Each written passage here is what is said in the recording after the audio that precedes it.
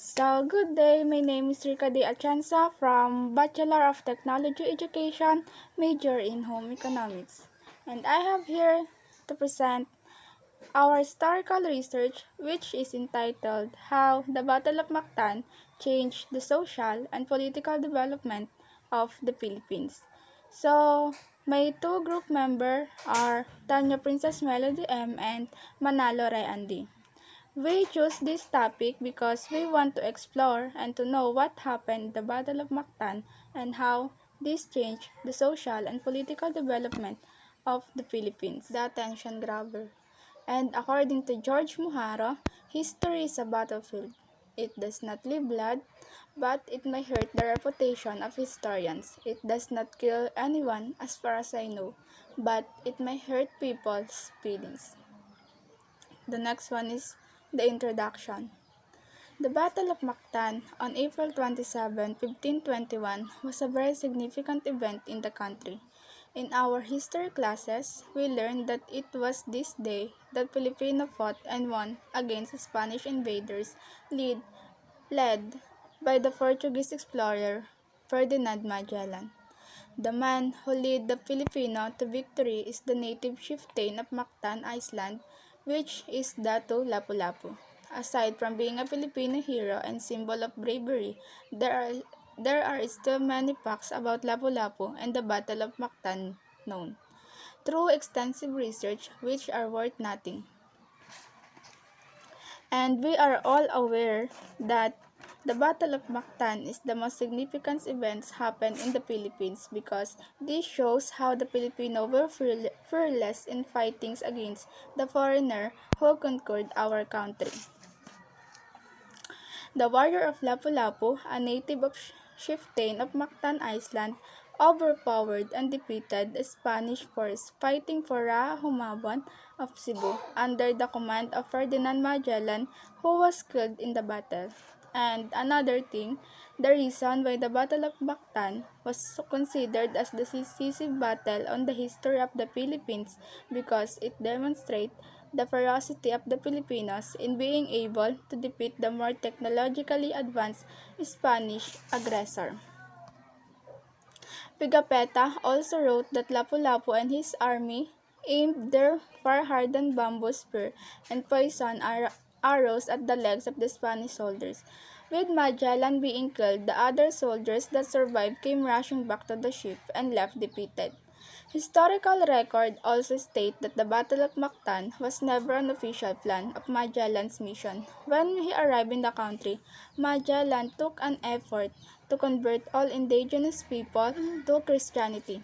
He baptized King Humabon of Cebu along with thousands of other natives, but Magellan threatened to kill those chieftains who were against the conversion.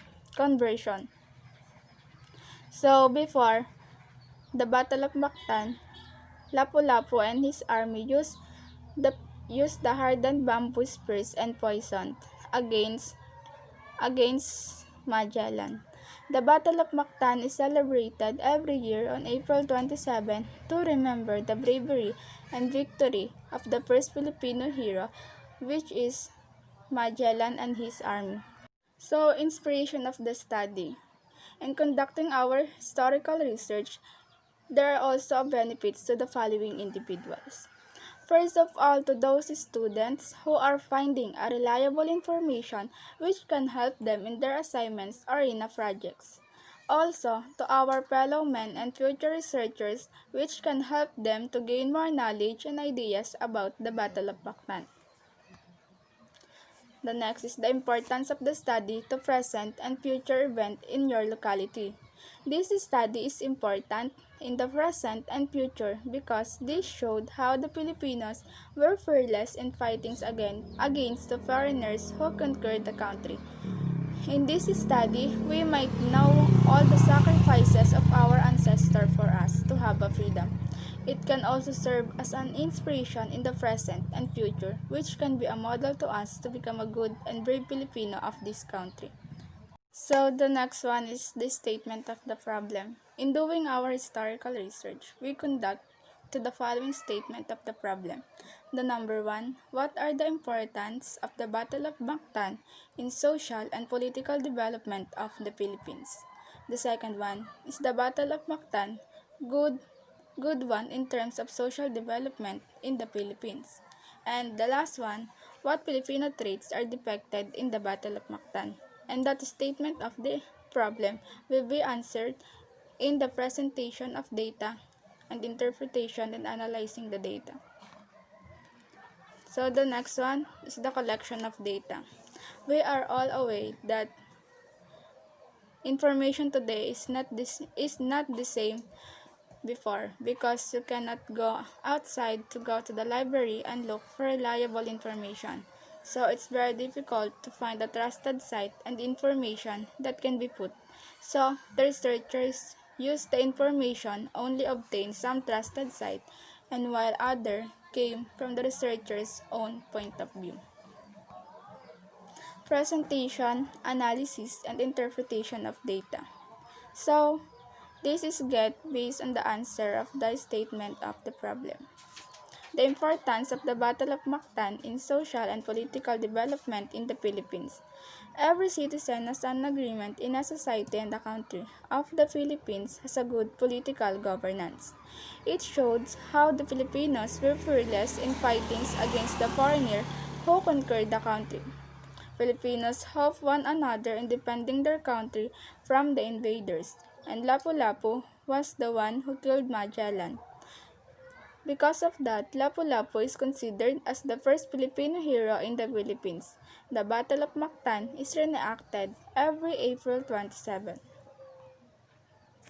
The outcome of the battle resulted in the departure of the Spanish crew from the archipelago, and delayed the Spanish colonization of the Philippines by 44 years until the conquest by Miguel Lopez de Legazpi in 1564 to 65. The Battle of Mactan, good one in terms of social development in the Philippines.